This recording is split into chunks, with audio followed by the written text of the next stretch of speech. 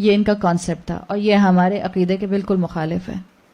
جیسے مثال کے طور پہ نزیہ کا یہ لاؤنج کا دروازہ ہے نا، مین ڈور، انہوں نے باہر گملہ رکھا ہوا ہے.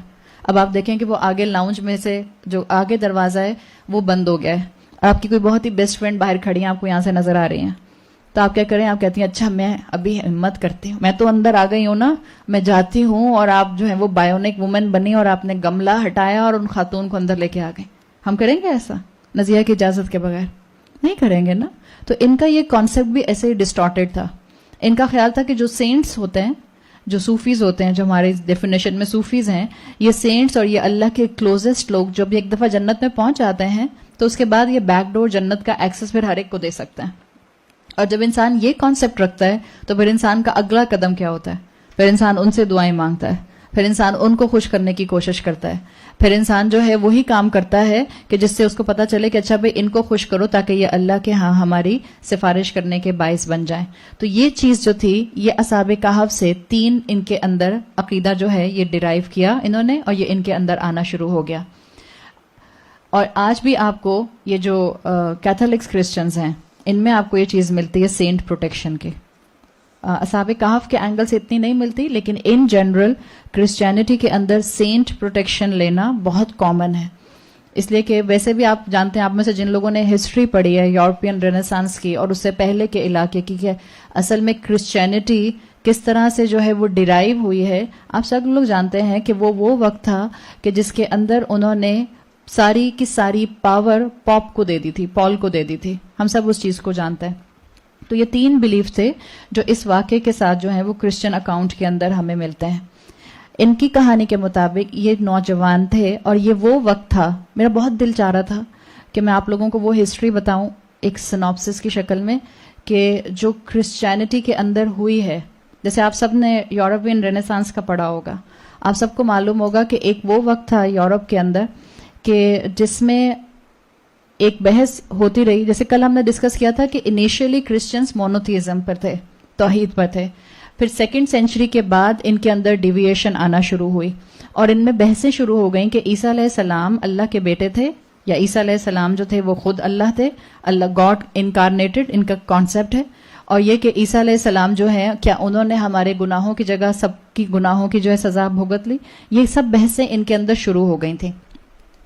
اب یہ جب ان کے اندر بحثیں ہو رہی تھیں تو یہ وہ دور تھا جس کے اندر ابھی as a official religion Christianity نہیں تھی. جب آپ ان کی بھی اصحاب کہف کی کہانی انہی کرسچن ٹریڈیشنز میں پڑھتے ہیں تو آپ کو پتا چلتا ہے کہ یہ وہ نوجوان اس ٹائم پیریڈ کے تھے جب رومن امپائر کے اندر Christianity as a official religion نہیں آئی تھی. اور اس سے پہلے جو رومن امپائرز تھے، عیسیٰ علیہ السلام کے بعد کی بات ہے، تقریباً سمجھ لیجئے یہ 2-3 سینچریز گزر چکی ہیں. آلموسٹ 3rd سینچری یا 4th سینچری کی بات ہے یا اس سے اور پہلے کی. ان کے ٹریڈیشن کے مطابق یہ وقت تھا جس میں اس وقت رومن امپائر کے اوپر کرسچینٹی ایز اے ریلیجن نہیں تھی. اور اس وقت 2-3 طرح کے جو تھے کانسیپٹ، انڈیپینڈنٹ کانسیپٹ ان علاقوں میں موجود تھے. ایک کانسیپٹ کیا تھا؟ جہاں پر بادشاہ تھے، کنگڈم تھے رومنس میں، اور وہ گریک مائتھولوجی کو فالو کرتے تھے.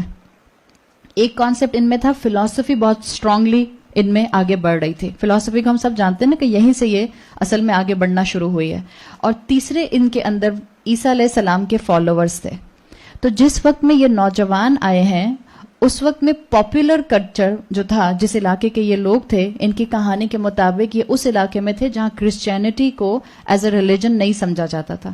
اور جو اس دور کا بادشاہ تھا، اس علاقے کا بادشاہ تھا، وہ اصل میں پولیتھیسٹ تھا، مشرک تھا. تو جب یہ اس علاقے میں آئے اور یہ جو تھے یہ ایک طرح کے ریورٹ تھے، انہوں نے عیسیٰ علیہ السلام پر ایمان لا کر جو تھا کرسچینٹی کو اڈاپٹ کیا تھا.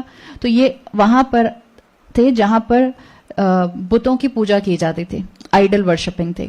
اور جو یہاں کا بادشاہ تھا، اس بادشاہ کا جو کانسیپٹ تھا وہ یہ تھا، اچھا یہ وہ دور تھا جس میں ریلیجن اور پالیٹکس ایک ساتھ چلتے تھے.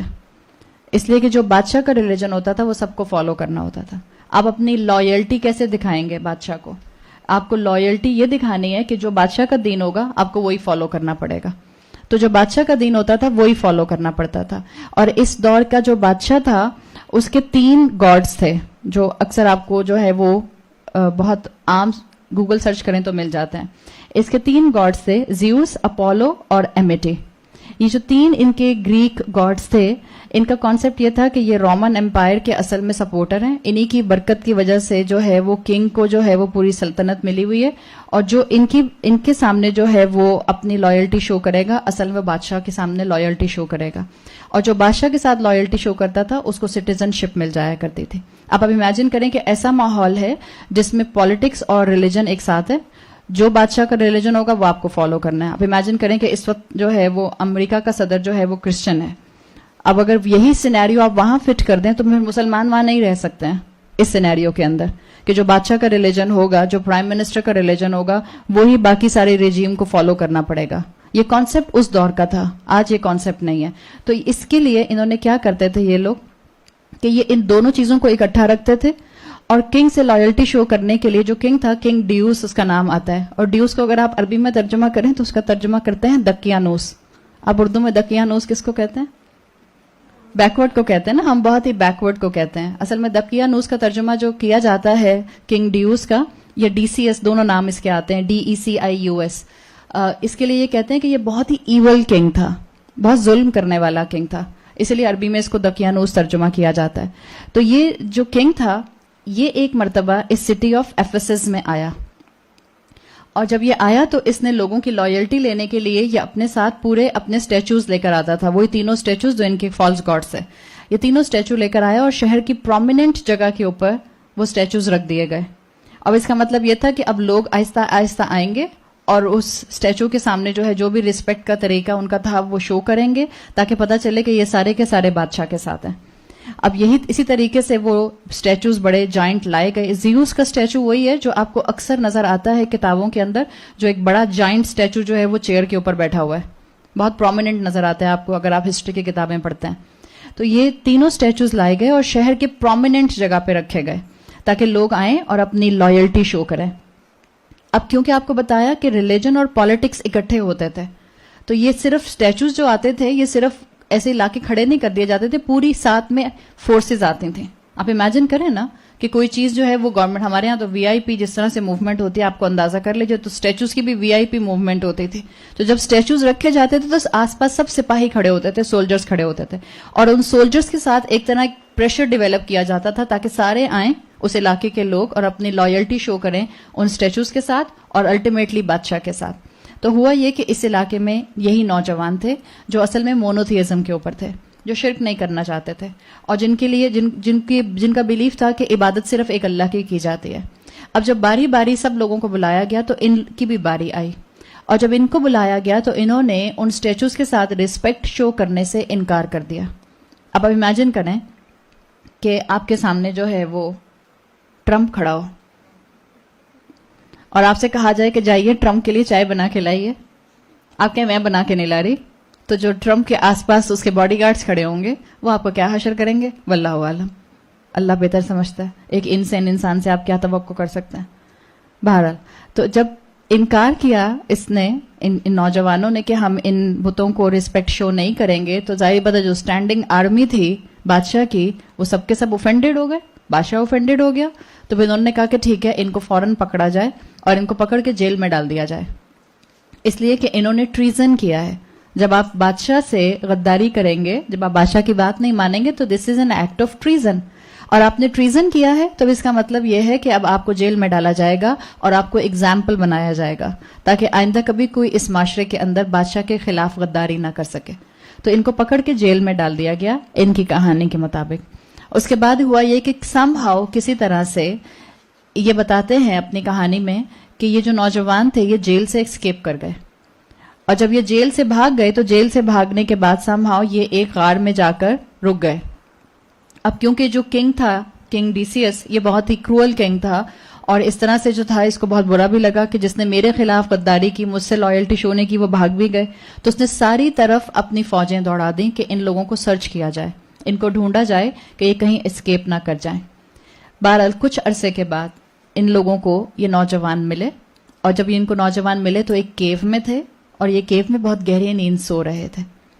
یہ ورژن آپ کو کرسچینٹی کے اندر جو ہے یہ ملتا ہے. اچھا, جب یہ سو رہے تھے تو ملٹری نے ان کو ڈھونڈ بھی لیا, تو اب انہوں نے ڈیسائیڈ یہ کیا، کیونکہ بہت گہری نیند سو رہے تھے. قرآن یہی کہتا ہے نا کہ فَضَرَبْنَا عَلَىٰ آذَانِهِمْ، ہم نے ان کے کانوں کے اوپر جو ہے وہ تھپک تھپک کے ان کو سلا دیا. یعنی کانوں کے اوپر ان کی ایک کورنگ تھی، ان کو آس پاس کی آوازیں نہیں آتی تھیں. قرآن ہمیں یہی بتاتا ہے. تو جب انہوں نے دیکھا، انہوں نے ڈسکور کر لیا کہ یہ نوجوان یہاں سو رہے ہیں لیکن بہت گہری نیند سو رہے ہیں، تو الٹیمیٹلی بادشاہ نے اپنے ظلم کا اظہار کرنے کے لیے اعلان کر دیا کہ اب ان کے اوپر دیوار بنا دی جائے، یعنی ان کو بری الائف کر دیا جائے، ان کو یہیں پر دیوار کے اندر جو ہے وہ زندہ درگور کر دیا جائے. اور ان کو وہیں پر اسی طرح سے ان کے اوپر دیوار بنا دی گئی. اور پھر کچھ عرصے کے بعد یہ کہتے ہیں کہ جو اسی علاقے میں اور کچھ توحید پر عمل کرنے والے لوگ تھے لیکن ان کی طرح بہادر نہیں تھے، انہوں نے آؤٹ اسپوکن ہو کر بادشاہ سے جو ہے وہ ڈس لائلٹی کا اظہار نہیں کیا تھا. ان کو پتا تھا کہ یہ نیک بچے ہیں، ان کو پتا تھا کہ ان پر ظلم ہوا ہے، ان کو پتا تھا کہ ان کو توحید پر قائم رہنے کے لیے اس علاقے میں جگہ نہیں ملی. تو انہوں نے ایک انسکرپشن، ایک تحریر جو ہے ایک ٹیبلٹ پہ لکھ کے وہاں اس دیوار پہ لگا دی. اور وہ انسکرپشن جس کو آپ تحریر کہتے ہیں، جس کو آپ ٹیبلٹ کہتے ہیں، اس پہ یہ کہتے ہیں کہ ان کے نام تھے اور ان کا سارا اوریجن تھا کہ وہ کس علاقے کے تھے، اور یہ بھی لکھا ہوا تھا کہ کس وجہ سے ان کو اس غار کے پیچھے جو ہے زندہ دفنا دیا گیا. تو یہ انسکرپشن، اس کا ذکر آپ کو قرآن میں بھی ملتا ہے. اصحاب الکہف والرقیم، رقیم عربی زبان میں انسکرپشن کو کہتے ہیں، کسی تحریر کو کسی ٹیبلٹ کے اوپر لکھ دینا. تو جن کی سمپتھیز تھیں انہوں نے اس طرح سے ان کے بارے میں جو انفارمیشن تھی وہ یہاں لکھ دی.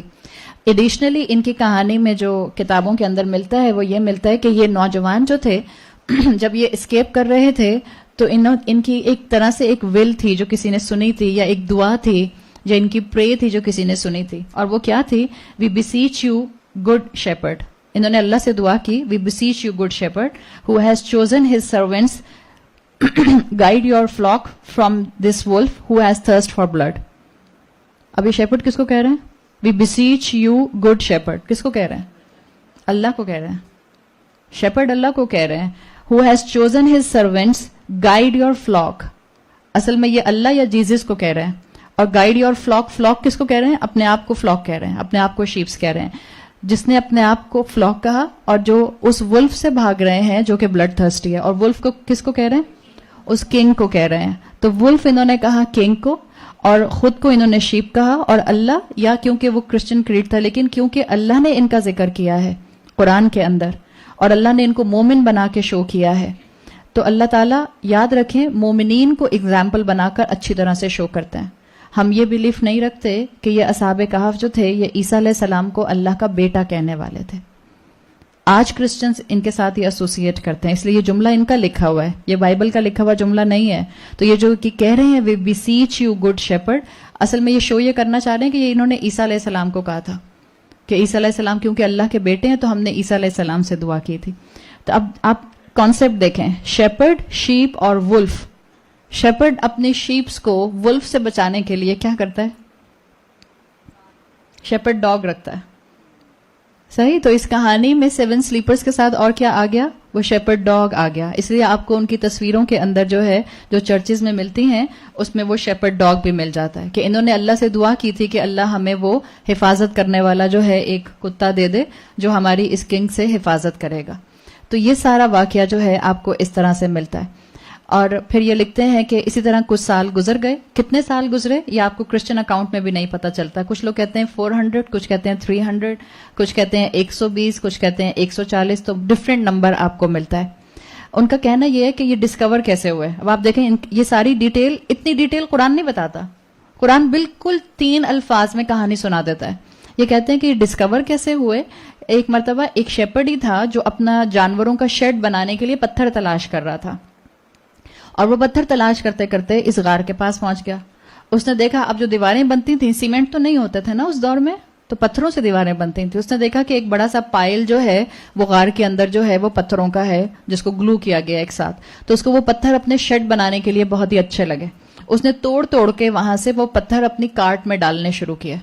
اور جہاں وہ پتھر اپنی کارٹ میں ڈال رہا تھا اور روشنی اندر جانا شروع ہوئی تو کچھ پتھر لینے کے بعد اس کو محسوس ہوا کہ اندر تو انسان ہے. اور جب اس نے جھانک کر دیکھا تو اسے پتا چلا کہ اندر تو بہت ینگ لوگ لڑکے ہیں اور وہ سو رہے ہیں بہت مزے سے، بالکل ہیلدی انسان، کسی قسم کی ڈیکمپوزڈ باڈیز نہیں ہیں ان کی. تو پھر وہاں سے اس نے پھر اور پتھر نکالے اور اس طرح سے ان کے اکاؤنٹ کے مطابق جو تھا یہ اصحاب کہف، people of the cave, 7 sleepers discover ہوئے. اب جب یہ ڈسکور ہوئے تو بائی دا ٹائم ان کی انفارمیشن کے مطابق, اور ہمیں بھی یہ بات معلوم ہے کہ اب تقریباً 200-300 سال گزر چکے تھے, کنگ چینج ہو چکا تھا, اور یہ وہ ٹائم تھا جس وقت رومن ایمپائر کے اوپر آفیشیل ریلیجن کرسچینٹی بن چکا تھا. سمجھ آئی آپ کو بات؟ وہ وقت جو تھا اس میں آفیشیل ریلیجن کرسچینٹی نہیں تھا, اس میں ایک ڈفرینٹ مختلف مائتھولوجیز تھیں, کہیں گریک مائتھولوجی تھی, کہیں فلسفی تھی, اور کہیں عیسیٰ علیہ السلام کے فالوورز تھے. اس وقت پوری رومن ایمپائر پر جو آفیشیل ریلیجن تھا وہ کرسچینٹی تھا, اور جو اس وقت کا کنگ تھا, کنگ تھیوڈوسیس اس کا نام آتا ہے. یہ کنگ جو تھا یہ بہت اچھا کنگ تھا کیونکہ خود کرسچن تھا, اور جب یہ اس طرح سے لوگ ڈسکور ہوئے تو وہ آنر کرنے کے لیے کنگ جو ہے یہ ایفیسس خود گھوڑے پر بیٹھ کر آیا, اور اس نے ان پیپل آف دا کیو کو آفر کیا کہ آپ کیپٹل میرے ساتھ چلیے اور میں وہاں پر آپ کو اکوموڈیٹ کروں گا, جگہ دوں گا. ان لوگوں نے کہا ان کے ٹریڈیشن کے مطابق کہ نہیں, ہمارا مقصد صرف یہ بتانا تھا کہ اللہ تعالیٰ لوگوں کو دوبارہ اٹھائے گا, ریزریکشن ہوگا, اور ہمارا وہ مقصد پورا ہو گیا ہے, اور ہم بہت خوش ہیں کہ اب ہر طرف جو ہے وہ عیسیٰ علیہ السلام کے فالوورز ہیں, اس لیے کہ کرسچینٹی آفیشیل ریلیجن تھا. اور انہوں نے شو یہ کرنے کی کوشش کی اپنے کہانیوں کے ذریعے کہ ہم بہت خوش ہیں کہ جو اللہ کا بیٹا ہے عیسیٰ علیہ السلام, ان کا بول بالا ہو گیا ہے. ہر کوئی اپنے حساب سے کہانی مولڈ کر لیتا ہے نا, تو انہوں نے یہ اس طرح سے کہا, اور اس کے بعد انہوں نے کہا کہ دے ریفیوز ٹو لیو دا کیو, اور پھر یہ واپس اپنی غار میں جا کر جو تھے یہ سو گئے, اور پھر اللہ تعالیٰ نے ان کو موت دے دی. یہ ہے کرسچن ورژن اس پوری کہانی کا. اور آپ جب قرآن پڑھتے ہیں تو آپ کو قرآن کی ایلوکوینس سمجھ آتی ہے. قرآن اتنی ڈیٹیل نہیں بتاتا. ابھی جو میں نے آپ کے سامنے کہانی رکھی ہے, الحمدللہ آپ لوگ سب قرآن سننے والے لوگ ہیں. اس کہانی کو اس جوئش ٹریڈیشن سے یا کرسچن ٹریڈیشن سے اس کہانی کو سن کر آپ میں سے کسی کا ایمان ڈگمگایا, یا آپ کو قرآن کی اور حقیقت آخرت کی اور زیادہ واضح ہوتی ہوئی نظر آئی؟ جس کے سامنے قرآن کھلا ہوا ہوتا ہے اس انسان میں اللہ فرقان لگا دیتا ہے. قرآن کو کہتے ہیں نا, قرآن کا ایک نام ہے الفرقان. فرقان کا مطلب کیا ہے؟ یہ آپ کو ایک آئیڈینٹیفیکیشن کے لیے کوالٹی دے دیتی ہے جو صحیح اور غلط کی پہچان کرا دیتی ہے. تو یہ ایک کہانی جو قرآن بیان کرے گا, قرآن اس کو ایک ڈیڈیکیشن کی سٹوری بنا کر بیان کرے گا, اور قرآن واضح کرے گا کہ یہ مومن لوگ تھے. قرآن واضح کرے گا کہ یہ عیسیٰ علیہ السلام کے فالوورز تھے, اپنے دور کے مسلمان تھے, شرک کرنے والے نہیں تھے, عیسیٰ علیہ السلام کو اللہ کا بیٹا کہنے والے نہیں تھے. ہسٹری یہ بتاتی ہے کہ جس ٹائم پر یہ لوگ ڈسکور ہوئے ہیں, دیکھیں یہ سب ایگزیکٹ فگرز نہیں ہیں, یاد رکھیں ایگزیکٹ فگرز نہیں ہیں, یہ سب ویگ فگرز ہیں. اگر اللہ تعالیٰ ہمیں اصحاب کہف کے بارے میں قرآن میں نہ بتاتے تو دنیا میں تو کئی صوفی اور سینٹس گزرے ہیں, ہمیں تو سب کا نہیں پتا نا. ہم نے تو سب کے لیے جو ہے وہ جا کر تاریخ نہیں کھولی کہ ہم دیکھیں گے کہ کس ٹائم پہ آئے, کون بادشاہ تھا, کیا حالات تھے. ہم نے تو کچھ بھی نہیں دیکھا. جن کا ذکر قرآن میں آ گیا تو اللہ تعالیٰ نے ہمیں بھی موقع دے دیا کہ ہم ان نوجوانوں سے کچھ سیکھیں, ہم ان آیات سے کچھ اپنے لیے سبق حاصل کر لیں. اصل چیز تو یہی ہے. بعض اوقات چیزیں آپ کو بہت فلسافیکل لگ رہی ہوتی ہیں, لیکن اس فلسفی کے اندر سمجھنے کے بہت گہرے سبق ہوتے ہیں. یہ جس ٹائم پر ڈسکور ہوئے ہیں اصحاب کہف, آپ کو بتایا یہ وہ وقت تھا جس وقت کرسچینٹی آفیشیل ریلیجن بن چکی تھی. کرسچینٹی کا آفیشیل ریلیجن بننے سے پہلے کا ٹائم اور آفیشیل ریلیجن بننے کے بعد کا time till the European Renaissance, اور یورپین رینیسانس سے آج 2017 دے آر اسٹرانگلی کنیکٹڈ. اور مجھے لگ رہا ہے کہ میں بہتر ہے کہ میں اس پہ بات کر لوں, اس لیے کہ جو دجالی فتنہ ہے اس کو سمجھنے کے لیے یہ آیات اسی پوائنٹ پر بہت امپورٹنٹ ہے. اس کے بعد تو کہانی ہے, وہ تو ایک فلو میں ہم 26 آیتیں آرام سے کر لیں گے انشاءاللہ. یہ جس ٹائم پہ ڈسکور ہوئے ہیں تاریخ کے حساب سے یہ 5th یا 6th سینچری تھی, اور 5th یا 6th سینچری پر رومن ایمپائر نے ورڈکٹ پاس کر دیا تھا کہ آفیشیل ریلیجن جو ہوگا وہ کرسچینٹی ہوگا. اور اس کا مطلب کیا تھا کہ ریلیجن کی آؤٹ لائن پال بنائے گا, جو ان کا پاپ ہوتا ہے جس کو یہ فادر بولتے ہیں. آج بھی ان کے پال ہوتے ہیں نا. ان کا کہنا یہ تھا کہ اب کیا فالو ہوگا, the Pauline doctrine of Christianity, this is the official religion. اسی لیے آپ دیکھیں ان کو اتنا ویلکم کیا گیا جب اللہ تعالیٰ نے ان کو دوبارہ اٹھایا, اس لیے کہ یہ لوگ بھی کرسچینٹی پر تھے, عیسیٰ علیہ السلام کے فالوورز تھے. یہ جو ٹائم تھا 5th اور 6th سینچری کا, جس کا میں کہہ رہی ہوں کہ اس کا امپیکٹ آج تک موجود ہے اس 21st سینچری کے اندر بھی. یہ وہ ٹائم تھا جس میں یہ کہا گیا کہ اب ریلیجن جو ہوگا وہ بائبل ڈیسائیڈ نہیں کرے گی بلکہ پال ڈیسائیڈ کرے گا کہ ریلیجن کا رائٹ اور رانگ کیا ہوگا. جب بحثیں ہو رہی تھیں کہ عیسیٰ علیہ السلام اللہ کے بیٹے ہیں یا نہیں ہیں, جب بحث ہو رہی تھی کہ عیسیٰ علیہ السلام کو جو ہے وہ کروسیفائی کیا گیا کہ نہیں کیا گیا, جب بحثیں ہو رہی تھیں اس بات کی کہ عیسیٰ علیہ السلام کیا اللہ اصل میں کیا عیسیٰ علیہ السلام کی شکل میں آیا تھا یا نہیں آیا تھا, تو اس ٹائم کے اندر فلاسفرز بہت موجود تھے. فلاسفرز ایسی باتیں کرتے ہیں نا, آپ دیکھیں آج بھی کون ایسی باتیں سوال نکالتا ہے. آپ بیٹھ کر اگر آپ علامہ اقبال کو پڑھتی ہیں, علامہ اقبال واز اے فلاسفر, جب اتنی گہری باتیں کر کے چلے گئے. فلاسفر ان ڈیپتھ میں جاتے ہیں. تو جو فلاسفرز اور جو انٹلیکچوئلس تھے اس دور کے, اس میں بہت اس وقت بحثیں ہو رہی تھیں اور بہت ڈسکشنز ہو رہی تھیں کہ یہ عیسیٰ علیہ السلام تھے کون. جس وقت 5th سینچری میں 5th اینڈ ہاف سینچری میں ڈکلیئر ہوا کہ اب کرسچینٹی ریلیجن ہوگی اور جو پال کہے گا وہ مانا جائے گا, ان سارے عقیدوں کی انکار کر دیا گیا. اب ان میں سے کوئی بحث نہیں ہوگی. اور سب سے پہلے انہوں نے کیا کیا, ان رومنز نے اپنے علاقوں میں سے, اپنے ایمپائرز میں سے فلاسفرز کو ڈیپورٹ کر دیا. فلاسفرز کو ڈیپورٹ کیا, ان کو اپنے اپنے علاقوں سے ایکسپیل کیا, اور ان کو ایکسپیل کرنے کے بعد انہوں نے کہا کہ آج کے بعد یہی مانا جائے گا جو پال کہے گا. ایک انہوں نے فلاسفرز کو ایکسپیل کیا, تو اب آپ کا کیا ہوا کہ وہ سوچنے کا مادہ جو تھا وہ ختم ہو گیا. دوسرا انہوں نے یہ کہا کہ جو چرچ کے خلاف یا پال کی انٹرپریٹیشن کے خلاف بولے گا وہ اپوسٹیٹ ہوگا, وہ مرتد ہوگا, اور مرتد واجب القتل ہے, اس کو مار دیا جائے گا, اور مار کے بھی اس کو بری نہیں کیا جائے گا, اس کو ہیوملیٹنگ ڈیتھ دی جائے گی. تو وہ کرسچنز جو آج اسلام پر ایکسٹریمزم کا نعرہ لگاتے ہیں, یہ کیا ہے؟ اصل میں یہ ایکسٹریمزم تھا. ویسے ٹو بی ویری فرینک, اسی وجہ سے یورپین رینیسانس آیا ہے. انہوں نے کہا کہ انٹلیکچوئلس کو نکال دیا, فلاسفرز کو نکال دیا. یہ دونوں انہوں نے اپنے علاقے خالی کیے. فلاسفر جو سوچتا تھا کہ کیوں عیسیٰ علیہ السلام کو اللہ کا بیٹا کہیں, انہوں نے ان کو ڈیپورٹ کر دیا. انٹلیکچوئلز جو سوال اٹھاتے تھے کہ بھئی بائبل تو یہ نہیں کہتی, پال یہ کہتا ہے, تو ایسا کیوں ہے, انہوں نے ان انٹلیکچوئلز کو بھی ڈیپورٹ کر دیا کہ بائبل کے خلاف اور پال کی انٹرپریٹیشن کے خلاف کوئی آواز نہیں اٹھائے گا. یہ دو کام کیے. تیسرا کام جو انہوں نے کیا اس ٹائم میں 6th سینچری میں رومن امپائر نے, انہوں نے ایک ڈوگما پورا پال کے ذریعے جو تھا وہ امپلیمنٹ کروا دیا. ڈوگما کہتے ہیں این آئیڈیا جس کو آپ بلیو کرتے ہیں وداؤٹ تھنکنگ آن اٹ, آپ اس کے اوپر کوئی آبجیکشن نہیں کر سکتے. دس از کالڈ اے ڈوگما, جس کو آپ نے ماننا ہے بس آنکھیں بند کر کے. آپ کو اچھا لگتا ہے یا نہیں اچھا لگتا, آپ کو اس میں لوپ ہولز نظر آتے یا نہیں نظر آتے, یو ہیو ٹو سبمٹ, آپ کو ماننا ہے. ان کے ڈوگما میں یہ بات تھی جو پال کی طرف سے آئی تھی.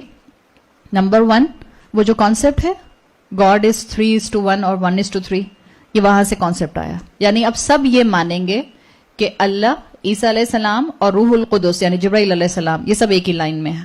یہ تینوں جو ہیں ایک طرح سے خدا کی کیٹیگری میں ہو گئے.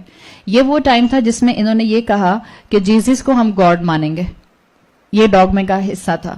تیسری چیز انہوں نے یہ کہی کہ God incarnated as human being, یعنی عیسیٰ علیہ السلام کی شکل میں اللہ زمین پر اتر کے آ گیا. چوتھا, اس میں انہوں نے یہ کانسیپٹ دیا اپنی کرسچینٹی کے آفیشیل ریلیجن کے طور پہ کہ اب عیسیٰ علیہ السلام کروسیفائی ہو گئے ہیں اور انہوں نے ساری انسانیت کے گناہوں کی سزا اصل میں خود بھگت لی ہے. تو اب باقی سارے انسان جو ہیں وہ اصل میں اس طرح سے سن لیس ہو جائیں گے, ان کو سزا نہیں بھگتنی پڑے گی. اور اس کے ساتھ ساتھ جو آج سے آنورڈ رائٹ اور رانگ ہوگا وہ بائبل ڈیسائیڈ نہیں کرے گی. کون ڈیسائیڈ کرے گا؟ پال ڈیسائیڈ کرے گا. تو آپ دیکھیں دین کو یہ لوگ اس طرح سے سخت کرتے چلے گئے. پاپ بتائے گا, اور پھر یہاں تک وقت آیا کہ بائبل پبلش کرنے کی اجازت بند کر دی گئی. یہاں تک وقت آیا کہ بائبل کی آفیشیل کاپی صرف چرچ میں ہوگی, کوئی خود نہیں پڑھے گا بائبل. اس لیے کہ جب کوئی خود پڑھے گا تو ذہن میں سوال آئے گا, اور جب ذہن میں سوال آئے گا تو وہ تو پاپ کے یا پال کے خلاف آئے گا. پال کے خلاف, اس کی انٹرپریٹیشن کے خلاف سوال کریں گے تو یہ تو ٹریزن ہو جائے گا, اور یہ ٹریزن ہوگا تو انسان اپوسٹیٹ ہو جائے گا, اپوسٹیٹ ہوگا تو واجب القتل ہوگا اور اس کو مار دیا جائے گا.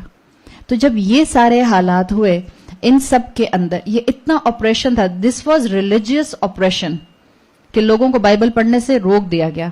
اسی وجہ سے جو ایک ریولوشن آیا تھا جس کو آپ پروٹیسٹنٹ موومنٹ کہتے ہیں, آج بھی دو طرح کے کرسچنز ہیں نا, کیتھولکس اور پروٹیسٹنٹس. یہ پروٹیسٹنٹ موومنٹ جو آیا ہے یہ اسی آپریشن کی وجہ سے آیا تھا کہ ہم بائبل خود کیوں نہیں پڑھ سکتے, ہم بائبل کو خود پڑھیں گے, ہمیں اس کی اجازت دی جائے.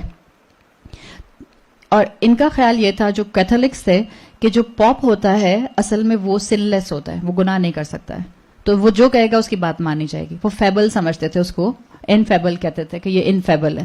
یہی فرق ہے پاپس میں اور پروفٹس میں.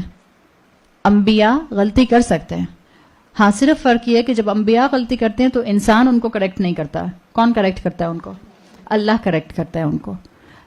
سارے ہر قسم کی خطا اور کمی اور شارٹ کمنگ سے پاک ایک ہی ہستی ہے, اور وہ کون ہے؟ وہ صرف اللہ ہے. پروفٹس انبیاء سے غلطیاں ہوئیں, اللہ نے ان کی اصلاح کر دی. ہم انسان یہ کانسیپٹ نہیں رکھتے کہ ہم انبیاء کی اصلاح کریں گے. جیسے آپ عربی میں اکثر سنتی ہیں جو اسکالرز کہتے ہیں العبد عبدن و ان ترقى والرب رب و ان تنزل. اللہ اللہ ہی رہتا ہے, یا آپ اس کو یوں کہہ لیں کہ عبد عبد ہی رہتا ہے چاہے وہ کتنا ہی بلندی پر کیوں نہ چلا جائے. رسول اللہ صلی اللہ علیہ وسلم کو سدرۃ المنتہا پر بلایا گیا, رہے تو آپ عبد ہی, اور عبد کے ہائیسٹ مقام پر آ گئے. اللہ ہر رات پہلے آسمان دنیا کے اوپر جو ہے وہ اپنا نزول فرماتا ہے, تو اللہ تعالیٰ جتنا نیچے آئیں گے وہ اللہ کو رب ہونے سے کم نہیں کر دیتا. تو اس لیے کہتے ہیں العبد عبد و ان ترقى ورب رب و ان تنزل. یہ کانسیپٹ جو ہے یہ تھا انبیاء کے لیے ہمارا, اور آج بھی ہے. پاپس کے لیے یہ کہتے تھے کہ جو پالز ہوتے ہیں اور جو پاپس ہوتے ہیں یا جو فادر یا پریسٹ ہوتے ہیں یہ گناہ نہیں کرتے ہیں. اور ان کرسچنز نے اس چیز کو یوں رکھ لیا تھا کہ اب کسی کے گناہوں کو معاف کرنے کا لائسنس کس کے پاس ہوگا؟ اس پاپ کے پاس ہوگا, اس پال کے پاس ہوگا. اسی لیے آج بھی دیکھیں جو کیتھولکس ہیں یہ آج بھی چرچز میں جا کے کہتے ہیں father forgive me for I have send, یہی کہتے ہیں نا. اور یہ اس کا امپیکٹ چلا آ رہا ہے آج تک. آپ دیکھیں 5th 6th سینچری کا امپیکٹ آپ کو آج بھی محسوس ہو رہا ہے چرچز کے اندر. انہوں نے کنٹینیوسلی اللہ اور بندے کے درمیان میں پاپ کو یا پال کو یا فادر کو جو ہے وہ کنٹینیوسلی ایک پرماننٹ پلیس دے دی ہے. تو رومنز نے ریلیجن کو امپوز کیا اس طرح سے. ہوا کیا کہ یہ جو فلاسفرز اور انٹلیکچوئلز انہوں نے ڈیپورٹ کیے تھے وہ کہاں گئے تھے؟ وہ سارے مسلم لینڈز میں آئے ہیں. اندلوس جس کو آپ آج اسپین کہتے ہیں, اس کو ایک وقت میں اندلوس مسلم اسپین کہا جاتا تھا, اور بغداد. سارے انٹلیکچوئلز اور فلاسفرز کو جو ہوم گراؤنڈ ملی یا جو پروٹیکشن ملی وہ سب کے سب اس لیے کہ ان کی کتابوں کو یورپ نے جلا دیا تھا. فلاسفی کی کتابوں کو یورپ نے ان کی کتابوں کو جو کہ ان کی انٹلیکچوئل کتابیں تھیں, لٹریچر کی کتابیں تھیں, ان کو جلا دیا تھا. ان کو وہاں سے ڈیپورٹ کیا گیا ہے. تو یہ مسلم لینڈز میں آ کے انہوں نے پروٹیکشن لی. اندلوس اور بغداد کے اندر آ کر یونیورسٹیز کے اندر انہوں نے جو ہے وہ سارا کام اپنا عربی لٹریچر کے اندر ٹرانسلیٹ کیا, اور اس کے بعد یہ پھر جو یہاں رہے ہیں تو تقریباً 10 سینچریز تک مسلمانوں کے ساتھ رہے. اور ان 10 سینچریز میں مسلمان بہت تیزی سے آگے بڑھے ہیں. ہم سب جانتے ہیں مسلمانوں نے جو ترقی اس ٹائم پیریڈ میں کی 6th سینچری آنورڈ ٹل آلموسٹ 16th سینچری آنورڈ, مسلمانوں میں ایک بوم آیا تھا ٹیکنالوجی کے وائز آگے بڑھنے کا, چاہے وہ میتھمیٹکس ہو, چاہے وہ کیمسٹری ہو, چاہے وہ الجبرا ہو, یا چاہے وہ بایولوجی کے سائنسز ہوں. ان سب کے اندر مسلمان بہت تیزی سے آگے گئے. یہ جتنے بھی, اور آپ دیکھیں آپریشن تھا نا یہ, کہ پاپ کے سامنے کوئی نہیں بولے گا. کتنی دیر انسان چپ رہتا ہے؟ جب انسان پر بہت ظلم کیا جاتا ہے تو یاد رکھیں جس جگہ جتنا ظلم ہوتا ہے وہیں سے اپرائزنگ ہوتی ہے, وہیں سے ریولوشن آتا ہے. یہ سارے انٹلیکچوئلز اور فلاسفرز نے فیصلہ کیا کہ ہم واپس یورپ جائیں گے in the end of 16th century. اور جب یہ 16th سینچری میں واپس یورپ کی طرف گئے ہیں وہ وقت تھا 16th اور 17th سینچری کا, جس وقت یورپین رینیسانس ہوا ہے. اسی وقت وہاں پر جو ہے وہ ریولوشن آیا ہے, اور انہوں نے کہا کہ اب ہم نے چرچ سے اپنی جان چھڑانی. اور آپ کو وہ یورپین رینیسانس پتا ہے کہ کتنا زیادہ ہوا تھا. الٹیمیٹلی رومن امپائر اور کرسچینٹی کو آفیشیل ریلیجن ہونا, وہ لوگ جو تھے ان کو شکست ہو گئی تھی, اور یہ جو پروٹیسٹنٹ موومنٹ تھی یہ جیت گئے تھے. اور پھر انہوں نے یہ فیصلہ کیا کہ اب ہم نے پولیٹیکلی یا پولیٹیکل گراؤنڈز پر چرچ اور ریلیجن سے جان چھڑانی ہے. جب یہ کانسیپٹ ان کے اندر آیا, انہوں نے کہا کہ اب ہم کبھی بھی, یہ رول سیٹ ہوا تھا اس وقت 17th سینچری میں, کہ اب ہم کبھی بھی ریلیجن کو رولنگ پاور نہیں لینے دیں گے. آپ سمجھ رہے ہیں؟ اب آپ کو اس کی کچھ نہ کچھ فیلنگز جو ہیں وہ آج تک محسوس ہو رہی ہیں نا. یہ ان کا کانسیپٹ تھا کہ اب ہم ریلیجن کو کبھی بھی رولنگ پاور نہیں لینے دیں گے. اور یقیناً یہ آپریشن کی وجہ سے تھا, انڈرسٹینڈیبل تھا, اس لیے کہ ان کو بہت زیادہ جو ہے وہ دکھ کا اور غم کا شکار کیا گیا تھا. انہوں نے کہا کہ ہم دوبارہ اس کو کبھی الاؤ نہیں کریں گے. اور اس ٹائم سے فری سوسائٹی کا کانسیپٹ ڈیولپ ہوا ہے. یہ وہ پوائنٹ تھا 17 سینچری کا جہاں سے سیکولرزم بورن ہوا ہے, اور بہت ایکسٹریم سیکولرزم بورن ہوا ہے, اس لیے کہ وہ آپریشن کے نتیجے میں بورن ہوا تھا. اور انہوں نے اس کو جو سیکولرزم کو گراؤنڈ بنایا تھا وہ یہ بنایا تھا کہ جب انسان دین کو ہاتھ میں لے لیتا ہے تو وہ خدا بن کے بولتا ہے. اور پال نے یہی کیا تھا, ساری اتھارٹی اپنے ہاتھ میں لے لی تھی. انسانوں کی اتھارٹی نہیں ہے, یہ بائبل کی اتھارٹی تھی, اللہ کے کلام کی اتھارٹی تھی جو کہ ایک انسان کو دے دی گئی تھی. تب ہوا یہ کہ جو چیزیں دین سے ایسوسیٹڈ تھیں ان کو آہستہ آہستہ یورپ کے اندر پولیٹیکل پاور سے علیحدہ کرنے شروع کر دیا گیا.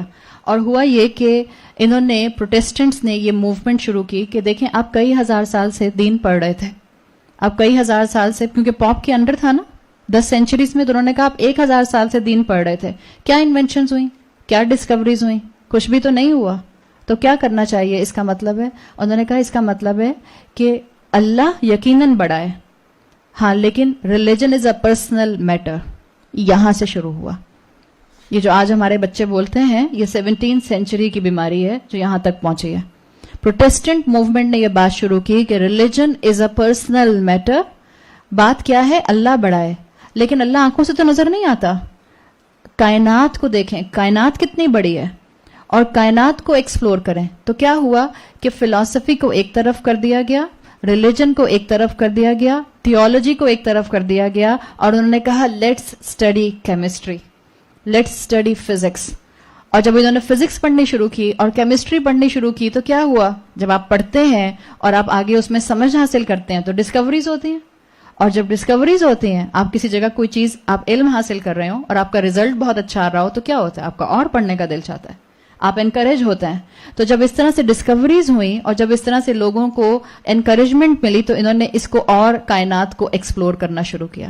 تو یہ شفٹ کیا آ رہا ہے, اللہ سے نظر ہٹ کے کہاں چلی گئی, یونیورس کے اوپر چلی گئی. جبھی آپ کو میں نے بات شروع کی تھی انا جعلنا جو آیا تھا, ما علی الارض زینۃ لہا, اللہ نے یہ کیا کہا ہے, میں نے بنایا تھا.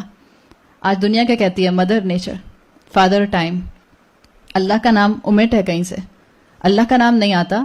یا ٹائم ہوگا تو فادر ٹائم ہوگا, اور نیچر ہوگی تو مدر نیچر ہوگی, اور جو خالق ہے اس کو ہم بھولے بیٹھے ہیں. اور یہ ہوا تو جب انہوں نے ڈسکوریز اس طرح سے کرنی شروع کی اور ان کو فائدہ ہوا تو انہوں نے کہا کہ اللہ پر اتنے سالوں سے فوکس کیا ہوا تھا, کوئی فائدہ نہیں ہوا, یونیورس پر فوکس کیا تو کتنا فائدہ ہو گیا.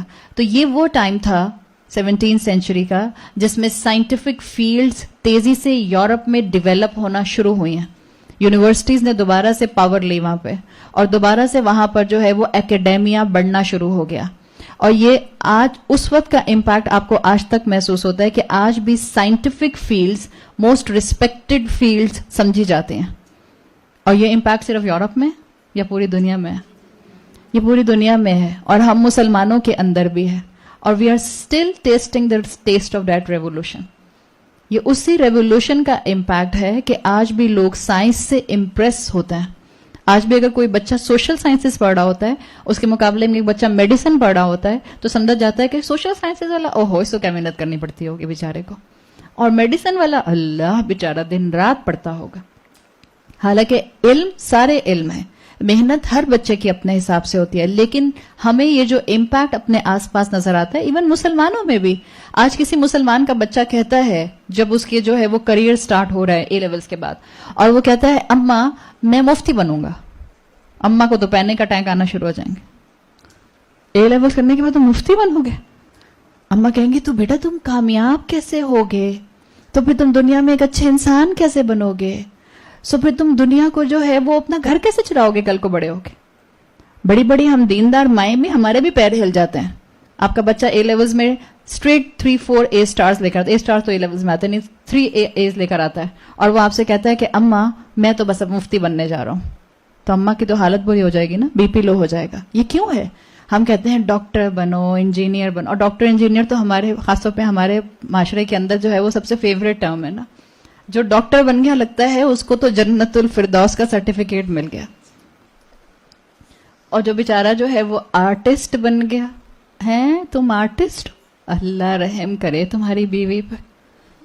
ہمارے ہاں تو یہ کانسیپٹ ہے. لیکن میں آپ کو صرف بتانا یہ چاہ رہی ہوں کہ یہ وہی ریمننٹس ہیں جو اس سینچری سے 17 سینچری سے آج ہمارے پاس جو ہیں وہ آ رہے ہیں. تو ایک شفٹ آپ کو جو بتانا چاہ رہی تھی وہ یہ ہوا کہ دنیا کی نظر, دنیا کا فوکس اللہ سے ہٹا اور یونیورس اور سائنس پر چلا گیا. دوسرا شفٹ جو آیا وہ یہ آیا کہ جب تک ریلیجن تھا تو ریلیجن سارا فوکس آپ کی فزیکل بینگ پر کرتا ہے یا آپ کے اسپرچل بینگ پر کرتا ہے؟ میجورٹی فوکس, اور خاص طور پہ اس فوکس کو ذہن میں رکھیں جو کہ پال ڈاگما کے ذریعے ڈالا جا رہا تھا. اس کا فوکس سارا کہاں تھا؟ اسپرچویلٹی کے اوپر تھا, ان سین کے اوپر تھا. تو جب ان سین کے اوپر تھا تو انہوں نے پروٹیسٹنٹ موومنٹ کے ذریعے یہ کہنا شروع کیا کہ اتنے ہزاروں سال سے جو ہمارا فوکس سول کے اوپر تھا, کس نے دیکھی ہے روح؟ کبھی کسی نے دیکھی روح؟ کون گیا ہے کبھی جنت میں؟ کس نے دیکھی جنت؟ کس نے دیکھی روح؟ تو اس کی فکر کیوں نہ کریں جو آنکھوں سے نظر آتا ہے, یعنی اپنا جسم. آپ کو پتا ہے کہ کرسچینٹی میں ایکسٹریم پر گئے ہیں نا, موناسٹریز میں جا کر یہی بیٹھے ہیں, اپنے آپ کو فزیکل ٹارچر انہوں نے دیے ہیں, اپنے آپ کو جان بوجھ کر جسمانی ٹارچر دیا کرتے تھے, اس لیے کہ ان کو لگتا تھا اس سے ان کی اسپرچل پاور جو ہیں وہ ہیل ہوتی ہیں اور اس سے ان کو اسپرچل ایلیویشن ملتا ہے. تو جب دین کو بگاڑا جاتا ہے تو یہ اس طرح کی موومنٹس شروع ہوتی ہیں. انہوں نے بھی یہی کہا پروٹیسٹنٹ موومنٹ نے کہ آپ اتنے سال تک اپنی روح کو پروموٹ کرنے کے لیے جسم کو تکلیف دیتے رہے, تو فائدہ کیا ہوا؟ So now let's focus on your body, on your physical being. یہ روح کے بارے میں تزکیہ پڑھ کے فائدہ کیا ہوا؟ کچھ بھی تو نہیں ہوا. راہب بنے اور موناسٹریز بنی, تو اب جسم پر فوکس کرتے ہیں. جب جسم پر فوکس کیا اور سائنس ساتھ ساتھ تھی تو فزیولوجی پر, مائنڈ ریڈنگ پر, سائیکالوجی کے اوپر محنت ہونا شروع ہوئی.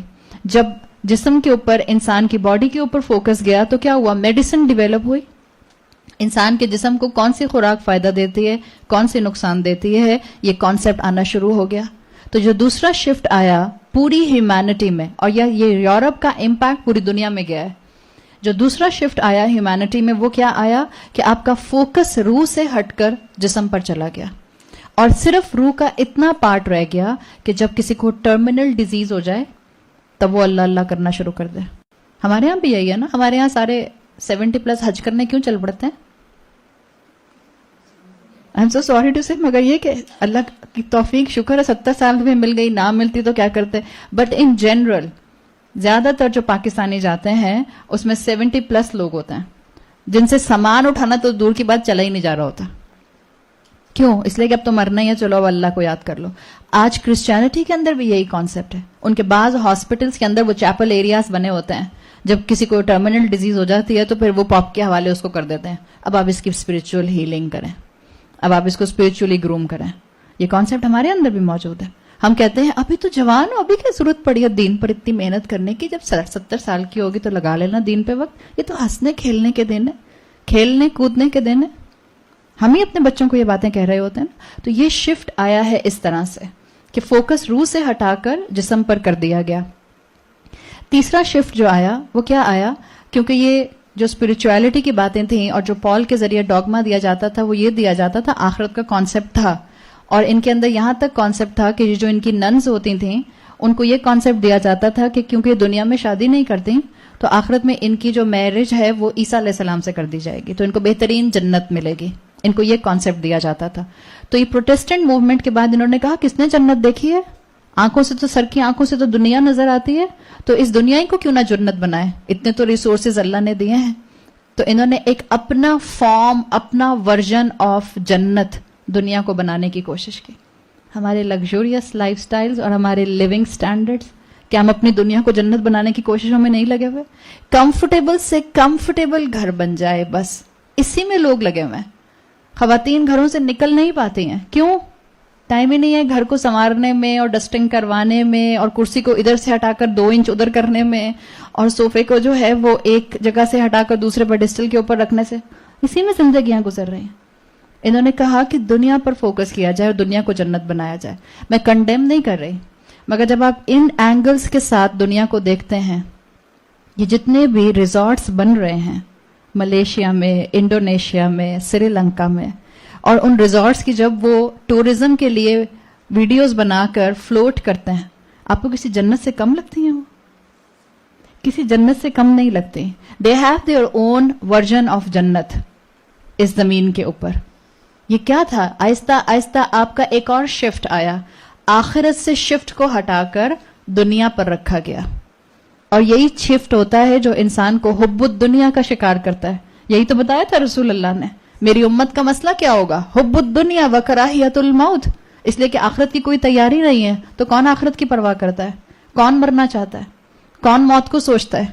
कौन इस बात का ख्याल रखता है कि रसूल अल्लाह ने कहा कि लज्जतों को किरकिरा करने वाली मौत को दिन में कई मरतबा याद किया करो? हमें तो याद ही नहीं रहती, इसलिए कि हमारा सारा फोकस दुनिया पर हो गया. 3 शिफ्ट ये आए.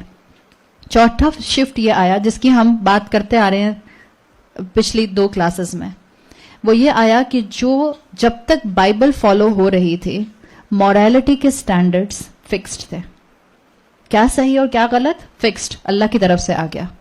क्या करना है और क्या नहीं करना फिक्स्ड, अल्लाह की तरफ से आ गया. लेकिन जब ये कहा कि रिलीजन को आप पर्सनल मैटर बना देंगे तो हर एक ने अपने मॉरलिटी स्टैंडर्ड अलग अलग कर लिया. जो चीज मेरे लिए सही हो सकती है, हो सकता है आपके लिए गलत हो. जो चीज आपके लिए गलत हो सकती है, हो सकता है मेरे लिए सही हो. तो मॉरलिटी को रिलेटिव कर दिया गया. जिसका जो दिल चाहता है वो अपने स्टैंडर्ड बना ले. इससे क्या हुआ कि माशरे के अंदर स्टेबिलिटी नहीं रही, इखलाकियात खत्म हो गई. इंसान के अंदर ये शिफ्ट आ गया कि इंसान अपने हिसाब से मूव करने लग गया. और कैसे मूव करता था इंसान? वही की रोशनी में या ख्वाहिश की रोशनी में? ख्वाहिश की रोशनी में. तो ये 4 शिफ्ट जो आए हैं 17वीं सेंचुरी से, उसका इम्पैक्ट आज तक दुनिया महसूस कर रही है और मरते दम तक, आखिरी इंसान तक उसका इम्पैक्ट जाएगा. इसलिए कि ये इम्पैक्ट बहुत स्ट्रांग है. आपको मैंने बताया था जैसे जैसे वक्त गुजर रहा है ये दुनिया इम्पैक्ट की दुनिया बन रही है. ये दुनिया सारी की सारी खेल ही इम्पैक्ट का है. 4 चीजों में शिफ्ट था और चारों चीजों में अगर आप नोट करें तो अनसीन से शिफ्ट हटाकर सीन पर रखा गया है. अल्लाह से शिफ्ट हटा, अल्लाह अनसीन में है ना, गैब में. अल्लाह से शिफ्ट हटा तो कहां आया? यूनिवर्स या साइंस के ऊपर. यही हुआ. उसके बाद रूह से शिफ्ट हटा, रूह गैब में है. किसने देखी अपनी रूह? रूह गैब में है. रूह से शिफ्ट हटा तो किस पर कर दिया? जिस्म के ऊपर. फिर अगला शिफ्ट आखिरत थी, आखिरत अनसीन में. आखिरत से शिफ्ट रहा तो किस पर आ गया? दुनिया के ऊपर. और वही थी अगला शिफ्ट. जब वहीं से फोकस हटा तो कहां आकर अटके? अपने ख्वाहिशात पर. इसलिए कि वही नजर आती है, मेरा दिल चाहता है तो मैं करती हूँ, मेरा दिल चाहता है तो मैं नहीं करती. और जब ये सब हुआ है और इस तरह से, तो अब आप फोकस रखें असल में जो आपको बताना चाह रही हूं. अल्टीमेटली इंसानियत को आलिमुल गैब से दूर करके दुनिया के ऊपर सिर्फ नजर जमाने को रख दिया गया. बस दुनिया, बस दुनिया, बस दुनिया. हल मिन मजीद, हल मिल मजीद, और मिल जाए और मिल जाए और मिल जाए. और आप में से जिन्होंने ओरिएंटेशन अटेंड की थी उसमें मैंने आपको रसूलुल्लाह सल्लल्लाहु अलैहि वसल्लम की हदीस बताई थी जिसका मफहूम आता है कि जब इंसान दुनिया को अपना गम बना लेता है, अकबर अकबर हममन, जब अपना बड़ा गम बना लेता है तो पॉवर्टी उसकी 2 आंखों के दरमियान में रख दी जाती है. जितनी भी मिलेगी दुनिया उसको कम लगेगी. जितनी उसकी ख्वाहिशात पूरी होंगी उसकी और ख्वाहिशात प्रोड्यूस होंगी. और यही हुआ इंसानियत के साथ. इमाम नबवी जो कि एक बहुत बड़े स्कॉलर गुजरे हैं हमारे ट्रेडिशन के अंदर, उन्होंने जितनी अहादीस रसूलुल्लाह सल्लल्लाहु अलैहि वसल्लम की दज्जाल के बारे में आई हैं, और दज्जाल के बारे में कई अहादीस जो हैं वो सही अहादीस मिलती हैं, उन्होंने सब अहादीस को एक स्टडी करके उनसे जो समरी निकाली है, अगर उस समरी की भी समरी मैं आपको बताऊं तो वो कहते हैं कि दज्जाल, अहादीस जितनी भी बात मैं आपके सामने बोलूंगी सब अहादीस में मौजूद है, सही अहादीस में. इमाम नबवी कहते हैं कि जो दज्जाल है अल्लाह ताला उसके जरिए अपने मोमिन बंदों को टेस्ट करेगा. आम लोगों को तो करेगा ही करेगा, अल्लाह दज्जाल के जरिए मोमिन को टेस्ट करेगा. और अल्लाह ताला दज्जाल को जमीन पर वो पावर दे देंगे जो यूजुअली अल्लाह की डोमेन में आते हैं. यानी दज्जाल के लिए आता है कि दज्जाल इंसानों को मारेगा और फिर जिंदा करके दिखा देगा. किसी इंसान के मरने के बाद उसको जिंदा करने की ताकत सिर्फ अल्लाह के पास है. दज्जाल के हुक्म पर जमीन की खूबसूरती बाहर आ जाएगी, यानी कि वेजिटेशन ग्रो होगी. दज्जाल जब कहेगा जिस जगह पे वहां से पानी फूट पड़ेगा. दज्जाल जब कहेगा तो वहां पर जमीन प्रोड्यूस करना शुरू कर देगी.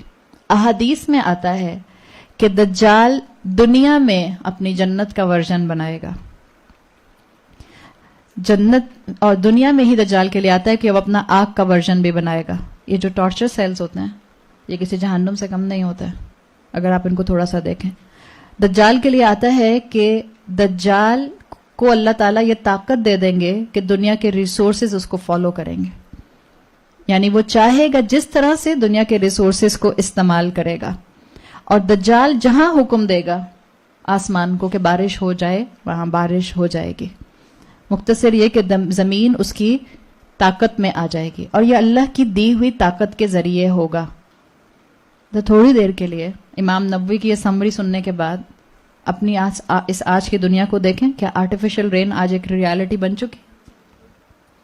گئی ہے نا؟ آرٹیفیشل پروڈکشن، جینیٹک سیڈز ایک ریالٹی ہے آج ہمارے اور آپ کے لیے. یہ جتنے بھی لمز ریجنریشنز ہیں، cloning, it's possible, it's a reality. جو جنت اور جہنم کا جو کانسیپٹ ہے آپ کو میں نے بتایا، آپ کو اپنا دنیا کا جنت کا ورژن نظر آتا ہے. نیاگرا فال کو دیکھ لیں یا آپ انڈونیشیا اور ملیشیا کے انڈر واٹر ریزورٹس دیکھ لیں، اور جو دبئی جہاں پہنچ رہا ہے وہ کسی جنت سے کم بنانے کو تو نہیں پہنچ رہا ہے. ایک اپنا ورژن ہے دنیا کا، جنت کا. یہ سب آپ دیکھیں. ٹیکنالوجی میں جو ریسورسز ہارنس کرنے کی بات آتی ہے، آج ٹیکنالوجی کہاں تک پہنچ گئی ہے کہ ریسورسز آف سینڈ اور سلیکان سے کس طرح سے ٹیکنالوجی آگے بڑھ رہی ہے. ہم سب اس بات کو جانتے ہیں. یہ سب کیا بتا رہے ہیں کہ ہم انسان خود، چلیں یہ بات تو بعد میں، پہلے یہ سب بتائیں کہ یہ سب چیزیں جو ہیں، ان سب چیزوں کی وجہ سے کیا ہمارا فوکس اس دنیا پر زیادہ نہیں ہو گیا؟ ہمارا دھیان اس دنیا سے ہٹتا ہی نہیں ہے. اور وہ جو بعض اسکالرز جو ہیں وہ اپنی بڑی بڑی کتابوں میں لکھا کرتے تھے کہ انسان کو، مومن کو ہر لمحہ شفٹنگ فوکس کی ضرورت پڑے گی. اور ہم اس وقت میں آ گئے ہیں کہ ہمیں بار بار اپنا فوکس اللہ کی طرف شفٹ کرنے کے لیے کوشش کرنی پڑتی ہے. یہ جتنے بھی آپ کے سامنے باتیں رکھی گئی ہیں، اور خاص طور پہ یہ جو آخر کا میں نے سم اپ کیا ہے کہ سارا فوکس اس وقت اس سارے سینیریو کے اندر اس سین ورلڈ کے اوپر آ گیا ہے. سمہاؤ یہ لگتا ہے کہ دجال کے لیے سٹیج سیٹ کیا جا رہا ہے. ہم اس بات کے ڈینائل پر نہیں ہے کہ دجال فزیکلی کوئی انسان نہیں ہوگا، اس لیے کہ صحیح احادیث موجود ہیں. We have a strong belief and conviction کہ دجال ایک انسان ہوگا اور وہ فزیکلی آئے گا. اس وقت دجال کی بات ہمیں نظر آ رہا ہے یا نہیں آ رہا؟ دجالی فتنہ ہمارے آس پاس ہے، اس لیے کہ اس کے لیے سٹیج تیار کیا جا رہا ہے. چاہے آپ آرٹیفیشل رین کو دیکھ لیں، چاہے آپ لمز ری جنریشن کو دیکھ لیں، چاہے آپ کلوننگ کو دیکھ لیں، چاہے آپ جینز جینیٹک پروڈکشن کو دیکھ لیں، جینیٹک سیڈز کو دیکھ لیں، یہ ایک سٹیج آلریڈی سیٹ ہو رہا ہے. تو پھر کتنا زیادہ ہر جمعے سورۃ الکہف پڑھنے کی ضرورت ہے. اتنی گہرائی ہے سورۃ الکہف میں. ہم کہتے ہیں میں تو 10 منٹ میں سورۃ الکہف پڑھ لیتی ہوں. اس سے اچھا آپ ایک آیت پڑھیں اور سمجھ کے پڑھیں اور انٹرنلائز کر کے پڑھیں. اللہ تعالیٰ نے یہ سورت مجھے اور آپ کو ہر جمعے پڑھنے کے لیے ایسے ہی نہیں دے دی. یہ بہت فتنوں سے بچائے گی، اور اس فتنوں سے بچانے کے لیے جو اللہ تعالیٰ نے چیز واضح کی ہے وہ یہی واضح کی ہے کہ اس دنیا میں اگر کوئی چیز آپ کو اور مجھے ان ساری آزمائشوں کے ساتھ فارملی گراؤنڈ پر فاؤنڈیشن کے ساتھ سٹرونگ رکھ سکتی ہے تو وہ اللہ کی کتاب ہے، وہ قرآن ہے. آپ اور میں نہ سائنس کو ڈینائی کر سکتے ہیں، آپ اور میں نہ ڈسکوریز کو ڈینائی کر سکتے ہیں، آپ اور میں اپنے آس پاس کے ریلیٹیو مورالٹی سٹینڈرڈز کو، چینجنگ سٹینڈرڈز کو بدل نہیں سکتے ہیں. میرے اپنے قبضے میں میری اپنی جان ہے، میرا اپنا 5 فٹ کا جسم ہے، میری اپنی اولاد ہے. اور اس کے بعد کوشش رکھیں کہ اللہ کی بات کو آگے سے آگے لوگوں میں پھیلاتے رہیں. یہ دین ہے، اس کے اوپر اللہ تعالیٰ آزمائشیں لے کر آئے گا، اس لیے کہ آپ کو مجھے بتا دیا گیا اللہ نے دنیا بنائی اسی لیے لِنَبْلُوَهُمْ. یہ لِنَبْلُوَهُمْ پڑھنا بہت آسان ہے، لیکن اس لِنَبْلُوَهُمْ پر پریکٹیکلی عمل کرنا انسان کو یہ اندر سے ہلا دیتا ہے. لیکن جو جتنا مضبوطی سے قرآن کو تھامے ہوئے ہوتا ہے وہ ہلتا ضرور ہے، چھوڑتا نہیں ہے قرآن کو. وہ روتا ضرور ہے لیکن قرآن کے احکامات کو اپنی زندگی سے امٹ نہیں کر دیتا. اس کو غم اور اداسی آتے ضرور ہیں، وہ ہرٹ ضرور ہوتا ہے، لیکن وہ رسول اللہ صلی اللہ علیہ وسلم کی تعلیمات اور ان کی سنتوں کو اپنی زندگی میں نیگلیکٹ نہیں کرتا. تو یہ کانسیپٹ ہے جو اصل میں سورہ کہف کے اندر ایمبیڈڈ ہے. اور یہ جو آپ کو ساری کہانی کرسچینٹی کی بتائی ہے وہ اسی لیے بتائی ہے کہ یہ امپیکٹ ہے اس 17th سینچری بلکہ 6th سینچری کا، جو کہ اصل میں اس وقت انسانیت کو اس ورج پر لے کر آ گیا ہے کہ دجال کے لیے سٹیج آلموسٹ سیٹ ہو رہا ہے. آپ اور میں دجال کو دیکھتے ہیں یا نہیں دیکھتے؟ آپ کے اور میرے آس پاس بہت فتنوں کا سیلاب ہے. اگر ہم بچنا چاہتے ہیں اور اپنی اولادوں کو بچانا چاہتے ہیں تو ہم میں سے ہر ایک کو ایک دوسرے کو تھامنا ہوگا اور قرآن کو تھامنا ہوگا.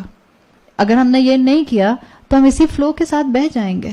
اللہ نہ کرے کہ ہم قیامت کے دن ان خسارہ پانے والے مسلمانوں میں ہوں جنہوں نے دنیا میں کلمہ پڑھا تھا لیکن آخرت میں وہ اللہ کی رضا حاصل کرنے سے محروم رہ گئے. اللہ تعالیٰ مجھے اور آپ کو دین کی سمجھ کے لیے اپنی زندگیوں میں سے وقت نکالنے کی توفیق عطا فرمائے. میں آیت نمبر 9 شروع کر لیتی ہوں اس لیے کہ ابھی میرے پاس 2-3 منٹ ہیں. آگے اللہ تعالیٰ نے آیت نمبر 9 میں فرمایا, یہی سورہ کہف میں اصحاب کہف کا جو قصہ ہے یہ قرآن کے اینگل سے آپ کے سامنے آ رہا ہے. ام حسبت ان اصحاب الکہف والرقیم کانوا من آیاتنا عجبا. ام حسبت, بلکہ تم نے یہ گمان کیا ہے یا تم نے یہ سمجھا ہے کہ اصحاب کہف والرقیم اور وہ ٹیبلٹ انسکرپشن وہ تحریر کانوا من آیاتنا عجبا ہماری عجیب نشانیوں میں سے ہے. یعنی تم اصحاب کہف کو تم معجزہ سمجھتے ہو. یہ جو ام سے آیت شروع ہوئی ہے, یوزلی آپ اردو میں ام کا ترجمہ کیا کرتے ہیں؟ سورہ بقرہ میں آتا ہے سواء علیہم انذرتہم ام لم تنذرہم. برابر ہے ان کے لیے, آپ چاہیں تو ان کو خبردار کریں یا نہ خبردار کریں. یہ آتا ہے نا ام تنذرہم. ام آتا ہے انگریزی میں جس کو آپ اور کہتی ہیں, اردو میں جس کو آپ یا کہتی ہیں. یہ ام 2 طرح سے آتا ہے اور یہ بتا میں آپ کو اس لیے رہی ہوں کہ انشاءاللہ آپ جب بھی اس کو قرآن میں پڑھیں گی آپ کا ذہن آپ کو اور آپ کا دل آپ کو یاد ضرور کرائے گا کہ یہ ام ہے کون سا. میں دیکھوں یہاں پہ تو آپ ترجمے کو دیکھیں گے اور آپ کو پھر آیت کی خوبصورتی اور نظر آئے گی. ام اصل میں عربی زبان میں 2 طرح آتا ہے. جو آپ کے سامنے میں نے سورہ بقرہ کی آیت رکھی سواء علیہم اانذرتہم ام لم تنذرہم, ان کے لیے برابر ہے آپ ان کو خبردار کریں یا نہ خبردار کریں. ایک ام یہ آیا ہے یعنی یہ 2 برابر کی چیزوں کو بتا رہا ہے, یہ کریں یا یہ کریں. صحیح, آپ کہیں اپنے بچے سے کہ پراٹھا کھاؤ یا شیرمال کھاؤ, آپ کہیں نہیں کیلوریز کا بہت فرق ہو گیا. صحیح, لیکن بتانے کا مطلب یہ کہ ایک ام آتا ہے جس میں 2 برابر کی چیزوں میں اکویٹ کیا جاتا ہے, جیسے سورہ بقرہ کی اس آیت میں آیا. ایک میں آپ کے سامنے آیت پڑھ رہی ہوں, اب آپ بتائیے گا کیا اس کا مطلب بھی یہی بنتا ہے؟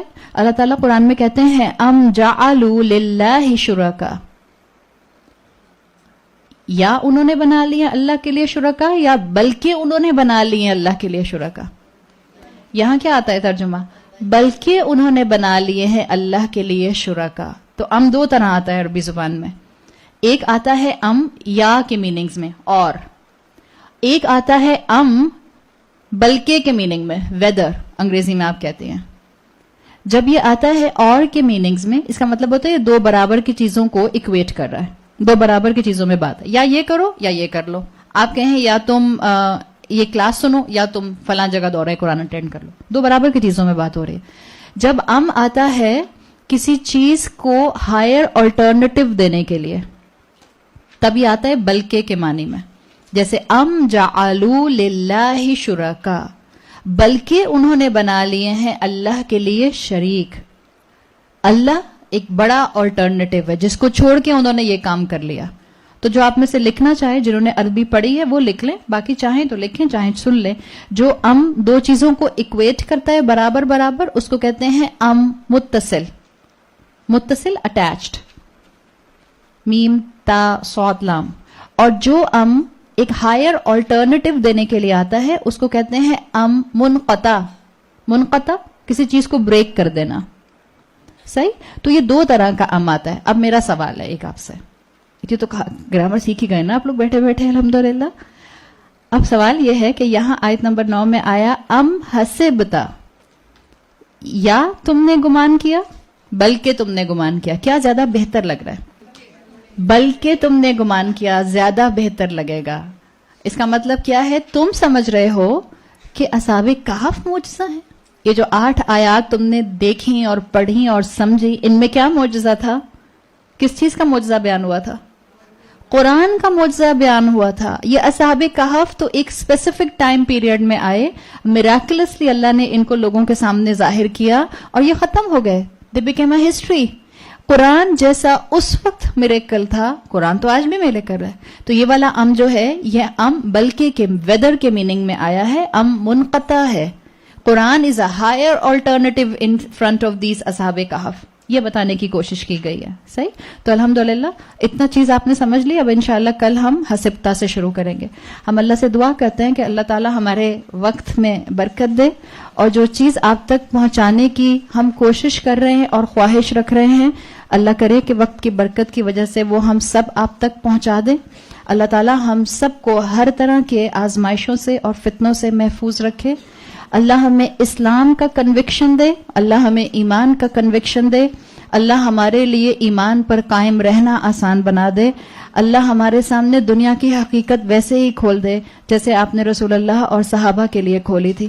اللہ ہمارے لیے گناہوں کو اپنی زندگی میں چھوڑنا، اس کو بھی ہمارے لیے آسان بنا دے، اور نیکیوں کو اڈاپٹ کرنا، اس کو بھی ہمارے لیے آسان بنا دے.